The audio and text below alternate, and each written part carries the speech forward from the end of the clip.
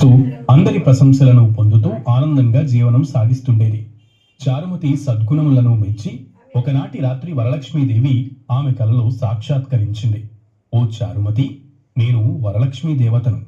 నీ యందు నాకు అనుగ్రహం కలిగినది. ఈ శ్రావణ పౌర్ణమి నాటికి ముందు వచ్చే శుక్రవారం నాడు నన్ను భక్తి శ్రద్ధలతో పూజించు. నీవు కోరిన వరాలు కానుకలను ఇస్తానని చెప్పి అంతర్ధానమైంది. చారుమతి సంతోషించి, హే జనని, నీ కృపా కటాక్షాలు కలిగిన వారు ధన్యులు.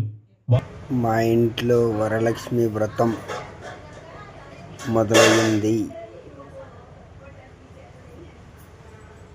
పూర్ణాలు, పులిహోర, పళ్ళు, పలహారాలు అన్నీ వరలక్ష్మీదేవికి సమర్పించాము. వరలక్ష్మి వ్రతం విజయవంతంగా పూర్తి చేసినాము.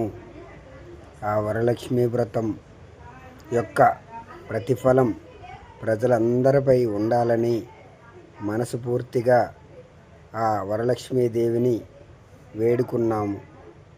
మా కుటుంబ సమేతంగా అందరము పాల్గొని ఈ వ్రతాన్ని సమాప్తం చేసినాము. శ్రీ వరలక్ష్మీదేవియై నమో నమః. ఓం శ్రీ శ్రావణ వరలక్ష్మియై నమో నమః. ఓం శ్రీ శ్రావణ వరలక్ష్మియై నమో నమః. ఓం శ్రావణ వరలక్ష్మియై నమో నమః.